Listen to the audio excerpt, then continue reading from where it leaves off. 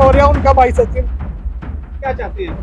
Sir हमें चाहते हैं कि न्याय हो सर। मेरी सर जान चल रही है, मेरी नौकरी जाने वाली सर। वो सर इतना सर घोटाला की हुई है, 10-10 लाख रुपए सर लेती है पता करने का। उनके साथ कोई कार्रवाई नहीं हो रही है सर। मैं 2 महीने से बहुत परेशान हूँ।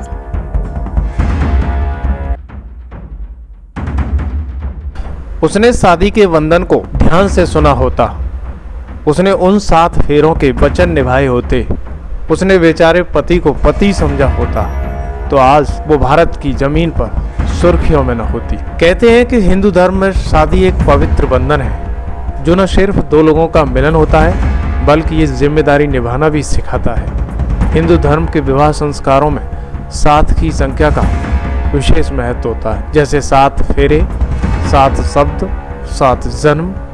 इन सभी का हिंदू धर्म में विवाह से गहरा संबंध माना जाता है।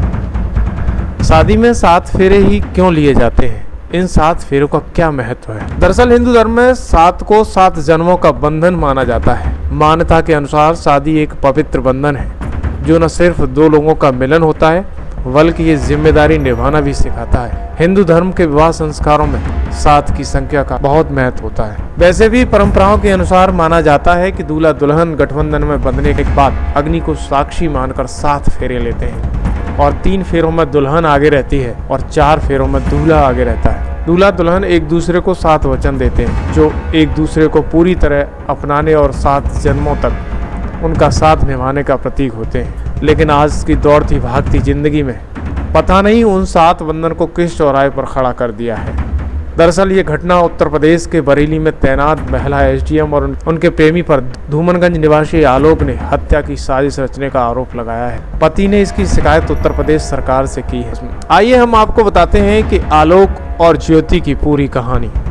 दरअसल शुरुआती दौर में 2010 में आलोक धूमनगंज निवासी से महिला ज्योति मौर्य से विधि विधान पूर्वक शादी हुई थी।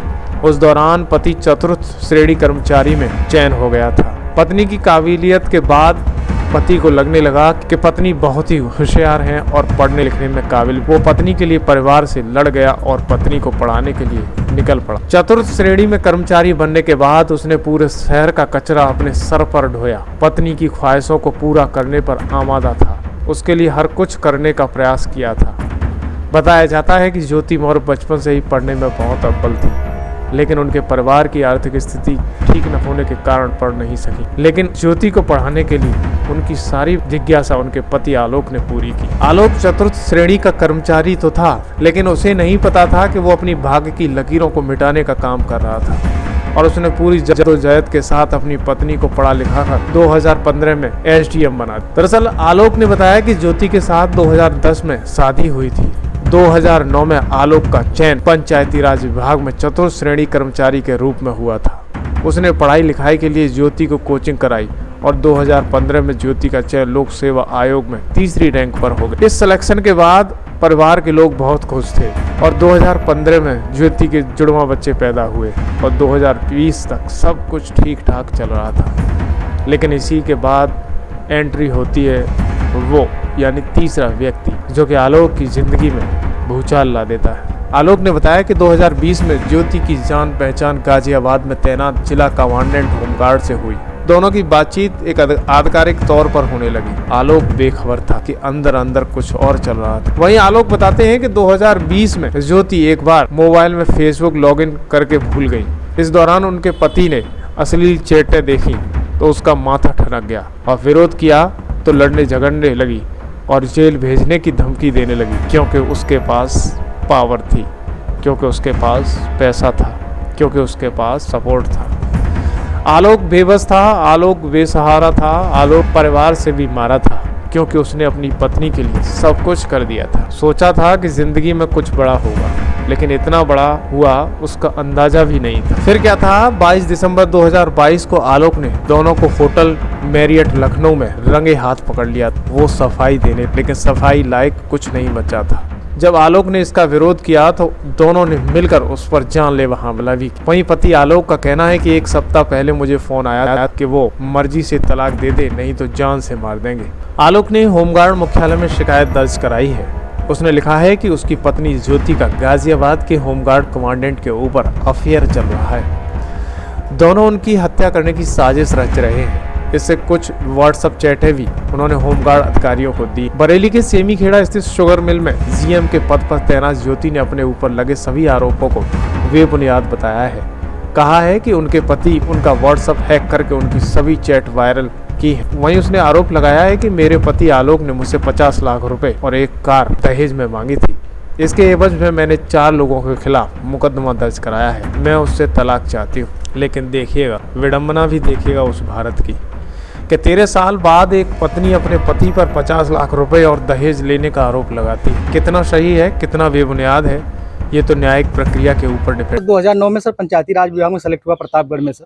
उसके बाद सर 2010 में मेरी शादी चिरई गांव निवासी ज्योति मौर्य से हुई सर। बहुत धूमधाम से शादी हमारी हुई, बहुत अच्छा हम लोग परिवार चल रहा था। ज्योति मौर्य सर वो पढ़ना चाहती थी सर, मैं उनको लेके इलाहाबाद चलाया। उनको सर मैंने पढ़ाया, पैसे उधार लेके। कैसे मैं छोटा कर्मचारी सर, मेरे पास इतने पैसे थे, मेरे पिताजी पैसे दिए, मैंने उनको पढ़ाया लिखाया। वो 2016 में सर पीसीएस अधिकारी बन गई, एसडीएम पद पे चयन हुआ सर उनका। उनकी 16वीं रैंक भी आई, महिलाओं में टॉप किया, उन्होंने 3रा रैंक पाया। बहुत खुशी का माहौल था सर, मेरे पूरे गांव में जश्न था और हम लोगों को गांव में बहुत अच्छा स्वागत हुआ। सब लोगों ने कहा एक बहू जो है एसडीएम बनी। उन्होंने अपने बाइट में भी कहा कि आज मैं जो सफल हुई हूँ और उसका श्रेय मेरे पति आलोक कुमार मौर्य और मेरे ससुर राम मुरारी मौर्य का है। लेकिन सर आज परिस्थिति ऐसा बन गई कि वही ससुर और वही पति राम मुरारी मौर्य दहेज उत्पीड़न का मामला सर झेल रहे हैं सर हम। और सर यहाँ तक कि मेरी पत्नी सर मेरी जान लेना चाहती हैं। मुझे सर फ़ोन करके कही है कि ये जांच सब रुकवा दो, नहीं तो तुम्हारी जान चली जाएगी सर। उसके पीछे सर उनका भाई सचिन मौर्य मेरे पीछे लगा हुआ, मेरे घर के आगे पीछे रहता है, बंदूक लेके घूम रहा है। और सर एक मनीष दुबे सर कमांडेंट है, उन्हीं के साथ उनका अवैध संबंध है। मैंने सर उनको 22 फरवरी को रंगे हाथ अपने आवास पे पकड़ लिया था और मैंने कहा मेरी सर 9 साल की बेटियां हैं सर और मेरी बेटियों से मिलने नहीं दिया जा रहा है सर। और यहाँ तक कि ज्योति मौर्य अपने पद का दुरुपयोग करते हुए मेरे जिला पंचायत अधिकारी, राज अधिकारी, जो कि सर बहुत ईमानदार अधिकारी है, उनसे बार बार शिकायत कर रही है कि इनको बर्खास्त कर दीजिए। कहाँ आपने शिकायत की है? सर मैंने मुख्यमंत्री क्या की है सर, धूमनगंज थाने में सर मैं 10 बार गया हूँ सर। मेरी शिकायत 2 महीने से नहीं लिखी जा रही। कितने बच्चे हैं आपके? सर 2 बेटियां हैं मेरी सर। किसके साथ रहती हैं? सर अभी तो मेरे साथ रह रही थी, तो अभी सर घर से मैं भाग के आऊँ तो सर उन्हीं के साथ होंगी सर। उन्हीं के साथ? जी सर। कौन डरा धमका रहा है आपको? सर मनीष दुबे, ज्योति मौर्य, उनका भाई सचिन। क्या चाहते हैं? सर हमें चाहते हैं कि न्याय हो सर। मेरी सर जान चल रही है, मेरी नौकरी जाने वाली सर। वो सर इतना सर घोटाला की हुई है, 10-10 लाख रुपए सर लेती है पट्टा करने का। उनके साथ कोई कार्रवाई नहीं हो रही है सर। मैं 2 महीने से बहुत परेशान हूँ सर। वो सर चैटिंग में लिखती है कि हमें शादी करना है सर। 13 साल से शादी के हो गए हमारे। सर मैं कहाँ जाऊँ, मुझे कोई रास्ता नहीं दिख रहा है। मुख्यमंत्री के यहाँ शिकायत की, वहाँ से क्या कहा गया? सर वहाँ से ये कहा गया जांच की जाएगी सर। जांच मिली थी सर, राजापुर पुलिस चौकी को सर उन्होंने लिखा दिया कि पारिवारिक मैटर है सर। क्या चाहते हैं? सर मैं आप लोगों के माध्यम से चाहता हूँ कि सर न्याय हो मेरे साथ सर। और सर सिर्फ एक पूरे यूपी में सर एक अधिकारी मुझे ऐसा मिला, बीके मौर्य डीजी होमगार्ड है सर। उन्होंने मेरे एप्लीकेशन को सर तुरंत संज्ञान में लेते हुए टीम गठित की है सर। अब देखना सर उसमें रिपोर्ट क्या आती है सर। वो सर अब जिला कमांडेंट होमगार्ड गाजियाबाद में है सर। वो खुद शादीशुदा पहले से है सर। सर वो वही सर उसी का सर मेरे पत्नी के साथ अवैध संबंध। उसकी पत्नी भी सर बहुत परेशान है, मुझसे संपर्क में आई, कही भैया हम दोनों का परिवार टूट रहा है, किसी तरह सही कर लिया जाए। हमने कहा बहन मैं पूरी कोशिश कर रहा हूँ, लेकिन सर अभी तक कोई उसका निर्णय नहीं मिल रहा है सर। ये लोग लखनऊ के अच्छे होटलों जैसे गोल्डन तुलिक, मैरियार्ड होटल में सर ये लोग जाके रुकते हैं। 4 दिन पहले ज्योति मौर्य ने फोन पे कहा है कि जो तुम ये सब करवा रहे हो तो कुछ फायदा नहीं होगा, मैं बड़े पद पे हूँ और उल्टा तुम्हारे डीपीआरओ से मैं फोन पे बात की हूँ, तुम्हें बर्खास्त कर देंगे और जांच रुकवा दो। किस पद पर हैं आप? जी सर हम सर चतुर्श्रेणी कर्मचारी हैं सर वहाँ पे। आपने बताया रंगे हाथ भी पकड़ा है, क्या पकड़ा? सर वो मैं सर बिना बताए सर उनसे अपने सरकारी आवास सर एलनगंज स्थित में आ गया सर। मनीष ने मेरे ऊपर हमला किया, क्योंकि मनीष ने ज्योति से उसी समय कहा इसको मार डालो, नहीं तो ये मीडिया में जाएगा, बेइज्जती करेगा, इसके पास मेरी चैटिंग लग चुकी है, हम दोनों की नौकरी चली जाएगी। तो उस टाइम आपने शिकायत नहीं की? सर मैं शिकायत किया था सर, महिला थाना में मैंने किया था इसकी शिकायत। महिला थाना में बुलाया गया, बल्कि महिला थाना ने मेरी पूरी जो मैंने सर उस समय तत्कालीन मैंने वीडियो फोटो भी खींच लिया था उन लोगों को अवैध संबंध बनाते हुए, लेकिन सर महिला थाना ने अध्यक्ष ने मेरी पूरी डिवाइस को रीसेट मार दिया, खाली कर दिया कि आप गलत कर रहे हैं, आप जेल चले जाएं।